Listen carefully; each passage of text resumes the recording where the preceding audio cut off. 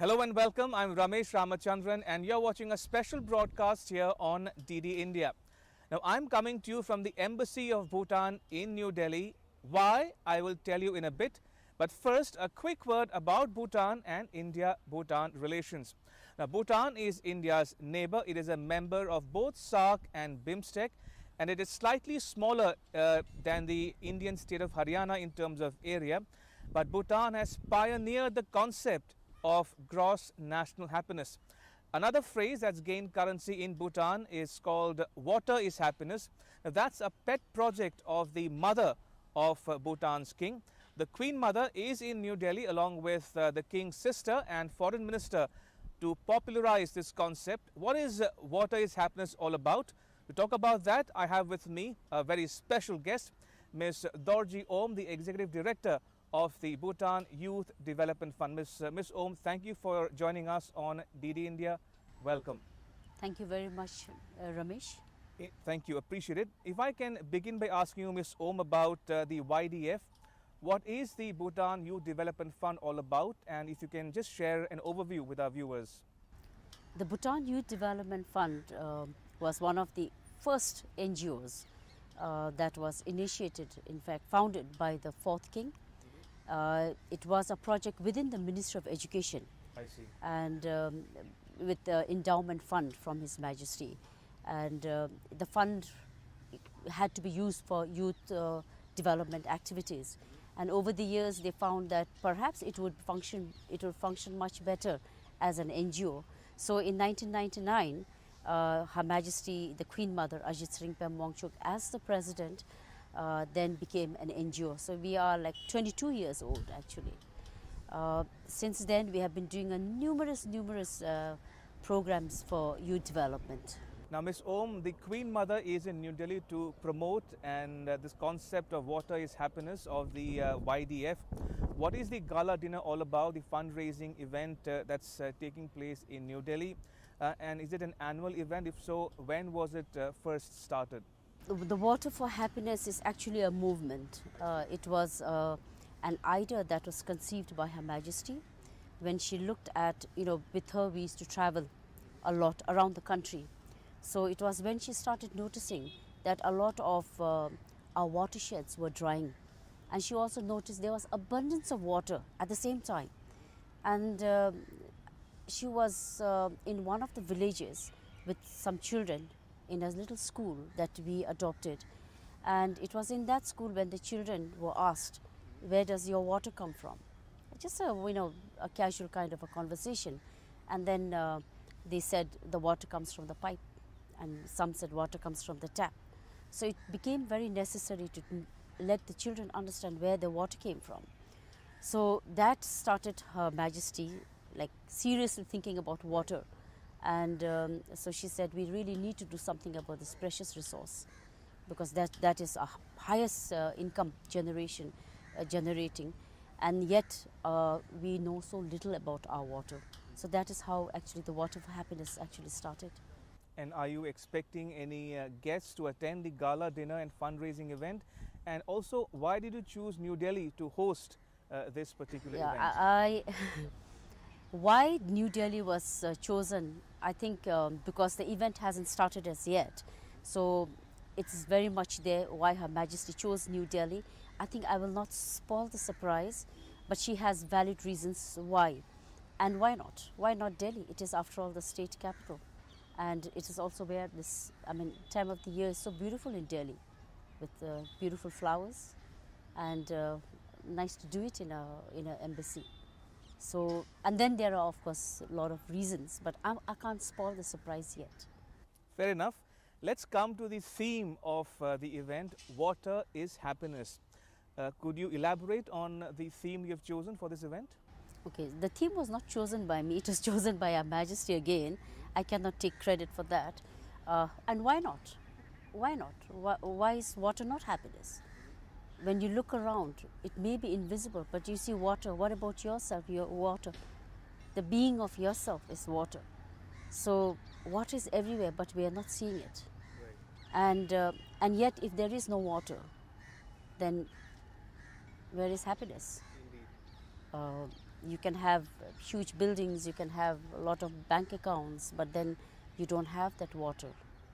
What happens?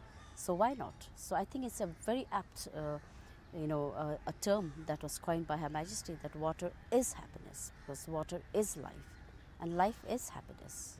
Indeed. And Ms. Om, when we talk about water, one can't help but talk about environment. One can't help but talk about climate change. Now, is Bhutan as a nation worried about the effects of climate change? Is it becoming visible in Bhutan as we speak? So, what can the world learn from Bhutan's experience of combating climate change and global warming? You know, climate change is definitely one of our, which is threatening the global warming, threatening our country. But yet, if you look at our country, it has the right policies, very sound policies. Our constitution, within the constitution, we have to keep our environment, for 60% forest at all times. So our policies are very, very sound. We have people who are conscious about it. And yet, because of, I would say, of no fault of ours, we are threatened. If you look at the high, up in the mountains, there are people who are working with bare, with hardly, no machines there, literally manually. They are trying to keep the level of the lakes, because if that bursts, then there's going to be an outrageous disaster downstream. So we are definitely threatened by global warming. Our watersheds are drying up. So yes, we are, and again I would like to say, perhaps because of no fault of ours, and it's time, like I feel perhaps the others also need to look at Bhutan and say, here is a little country that is trying so hard, and therefore we need to really look at that with little more attention. So I think that is one of the reasons why we are also here, to sort of say that here is a little country, hear our cry, this little country who's trying to do everything, and yet we are harmed by perhaps habits that are not ours. Right. And you spoke about the policies. We'll come to that in a bit, but time now for a very quick break here on DD India. You're watching a special broadcast. When we come back, we'll talk about gross national happiness with our special guest, Ms. Dorji Om, the Executive Director of the Bhutan Youth Development Fund. Don't go anywhere.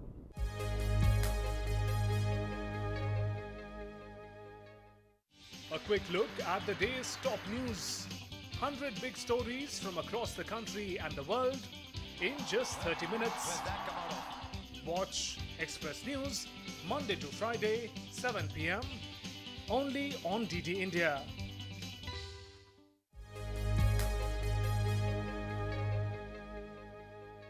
Welcome back. You're watching a special broadcast here on DD India. I have with me a very special guest, Ms. Dorji Om, the Executive Director of the Bhutan Youth Development Fund. Ms. Om, before I get down to the questions, I want to brief our viewers about gross national happiness, what it means. Now, gross national happiness, viewers, takes into account a holistic and sustained approach to development by balancing material and non-material needs. It proceeds on the assumption that the life goal of all human beings is happiness. And GNH, as it's popularly known, has four main pillars: sustainable and equitable socio-economic development, environmental conservation, good governance, and preservation and promotion of culture. It also has 9 different domains: living standards, education, health, environment, community vitality, time use, psychological well-being, good governance, and cultural resilience and promotion. Now, Ms. Om, if I can come to you now to talk about the GNH, I am curious to know about this particular phrase or the domain mentioned in the document called time use. Could you explain to our viewers what time use actually refers to here? I think when you talk about the time use, it's also the quality of time, the quality of sleep. Often, I mean, Mr. Ramesh, do you sleep well? Well, at least I hope to. So you hope to. Yes. So I think when we talk about time management, it's about the quality of life, the things that you do which are qualitative. Most of the time we are so awake in your head, and we are not in the present, but we are just looking either in the future for things that's not Exactly. happened, or True. perhaps the past Past. regrets maybe, or I wish I'd done something. So time use for us really means To live in the moment. in the moment, present. but very qualitative time. Right. And also it's very important that when you're spending time with your children, you spend the best time and use that time. So I think time management is something that is very difficult, but then it's not impossible. Indeed. And Ms. Om, talking about GNH, I was reading somewhere that this phrase, gross national happiness, was coined by the then king of Bhutan way back in 1972. Incidentally, there's an India Connect there. He used this phrase in an interview to a British journalist at the Bombay airport. And since then, we've seen the GNH evolve, and in 2008 was incorporated into the constitution of Bhutan. Now, coming to the YDF, I'm told the YDF also has an Institute of Wellbeing. What's the institute all about? The Institute of Wellbeing, we have to be very grateful to the government of India, because without their support we wouldn't have been able to have this Institute of Wellbeing.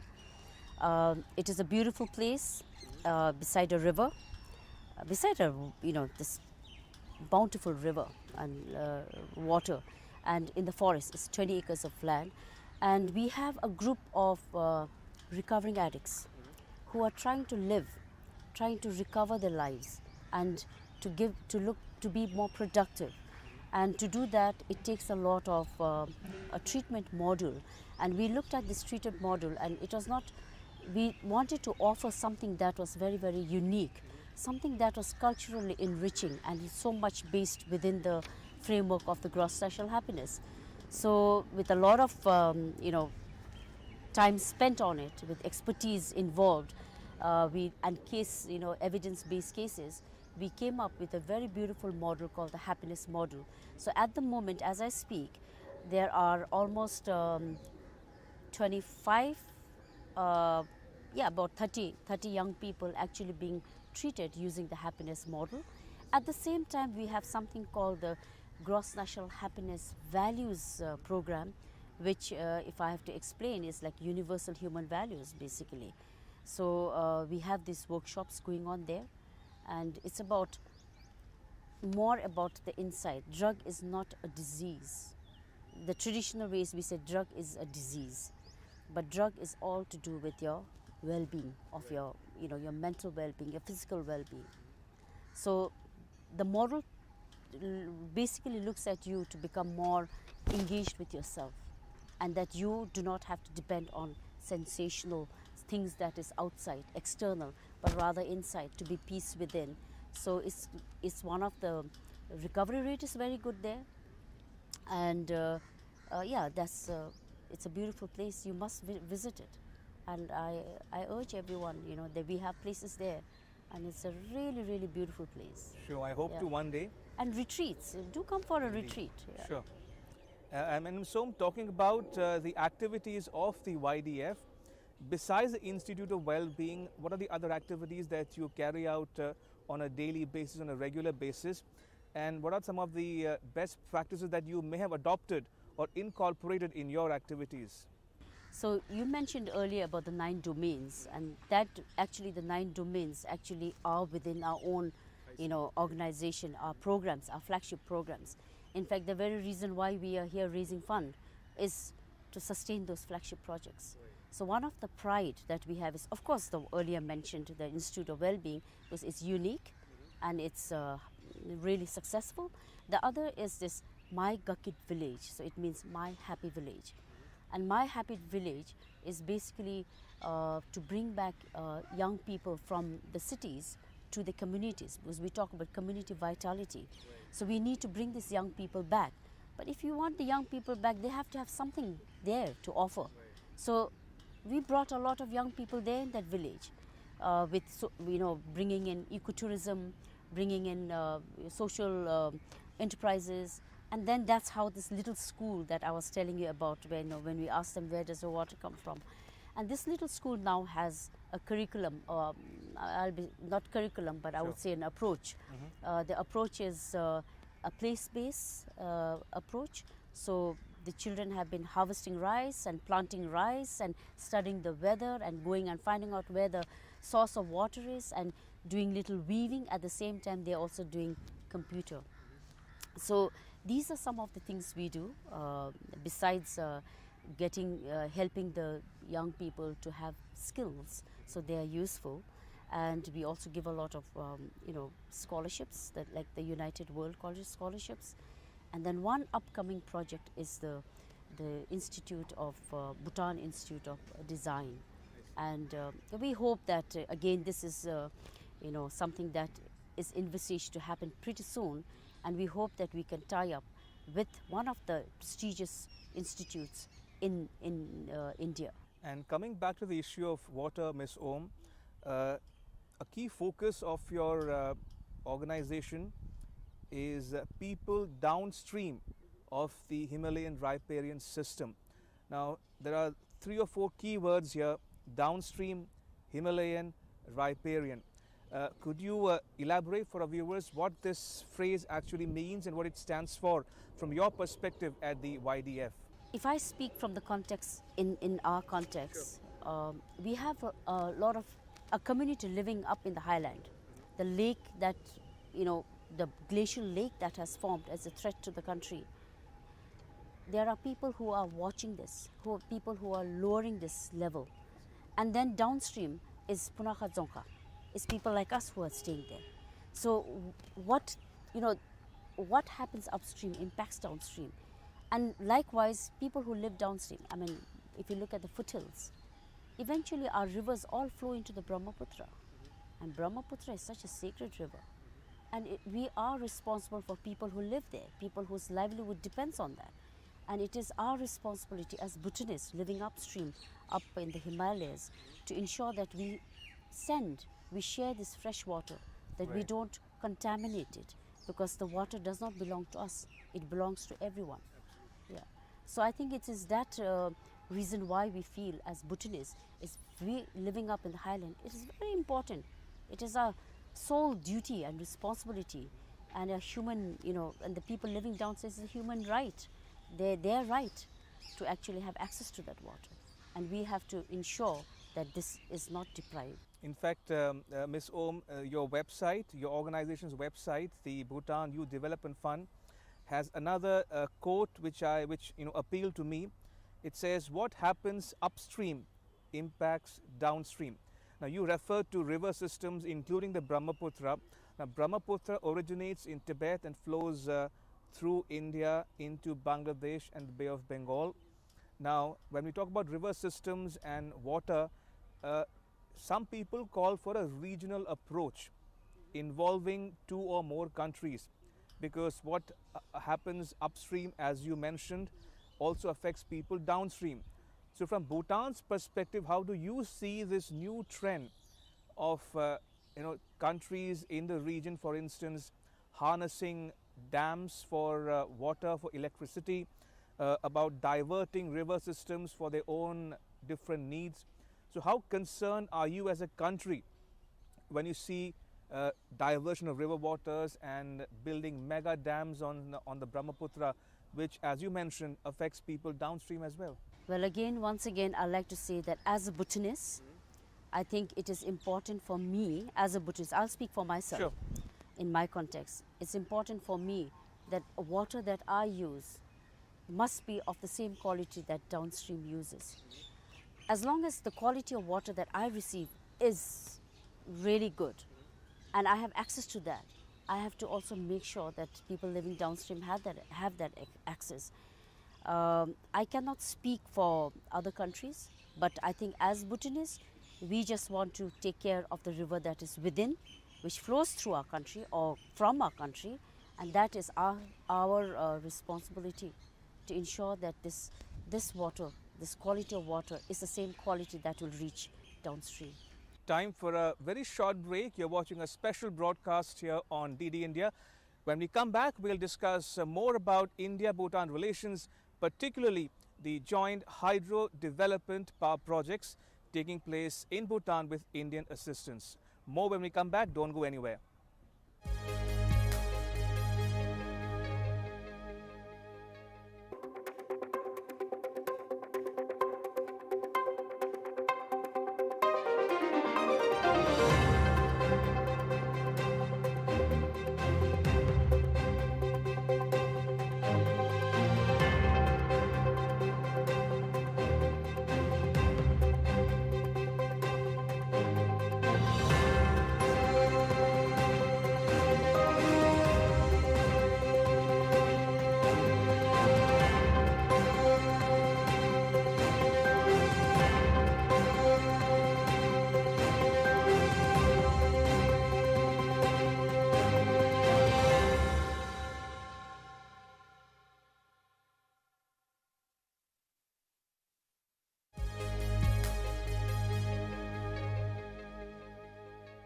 Welcome back. You're watching a special broadcast here on DD India. I have with me a very special guest, Ms. Dorji Om, the Executive Director of the Bhutan Youth Development Fund, to talk about her pet project of Water is Happiness.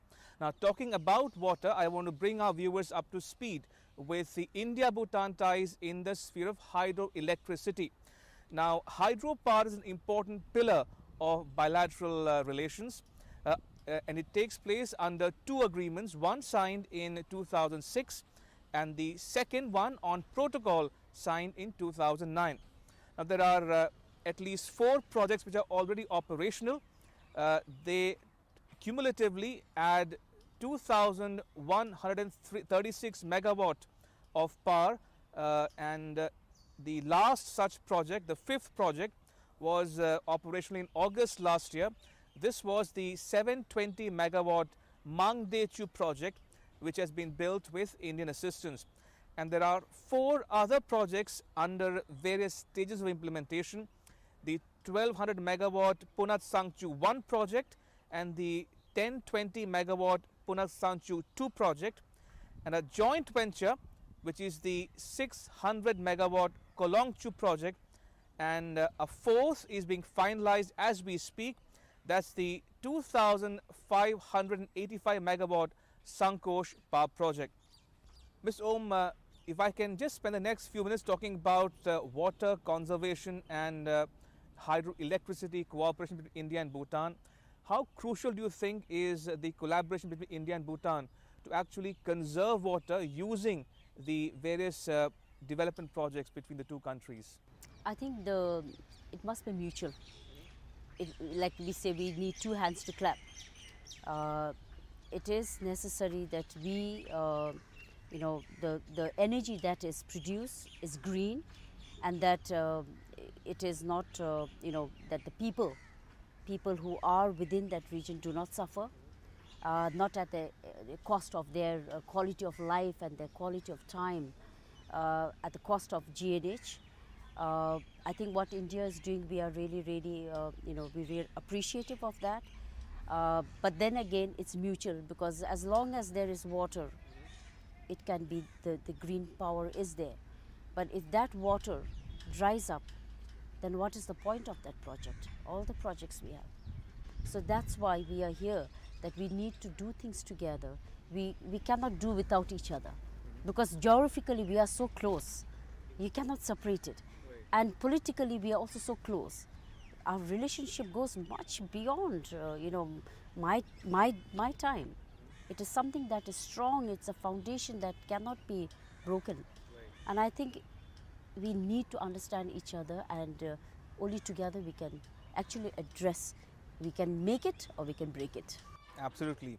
And in conclusion, Ms. Dorji, if I can talk about the Queen Mother, Sering Peng Wangchuk. She's the president of the YDF. She's also the pioneer of who has conceptualized the Water is Happiness concept as well. How involved is she in the organization's activities? I mean, is she a hands-on person? Does she interact with you on a regular basis? And what's her general perception about the issue of water and what it means for Bhutanese people? This is a very serious and a very passionate subject to her. And when you stay, you will understand more of it. But as the president and her daughter, the princess, she's the vice president. I must say that, you know, I was working for the government. I was in the Ministry of Education. I was sent on deputation to this Bhutan Youth Development Fund. It was she, Her Majesty, when I saw the passion and the things that she does, the leadership that she takes, which moved me, and I said, I can find no other job better than this. So I resigned from the government and I said, I'm just going to follow her. And that's what I'm doing now. We will not rest. This movement is going to go far, and the Queen Mother has to lead us along with her, with the princess. So many miles to go, definitely. So you have to wish us luck. Absolutely. On that note, Ms. Dorjium, thank you so much for making time to speak to us at DD India. Appreciate it.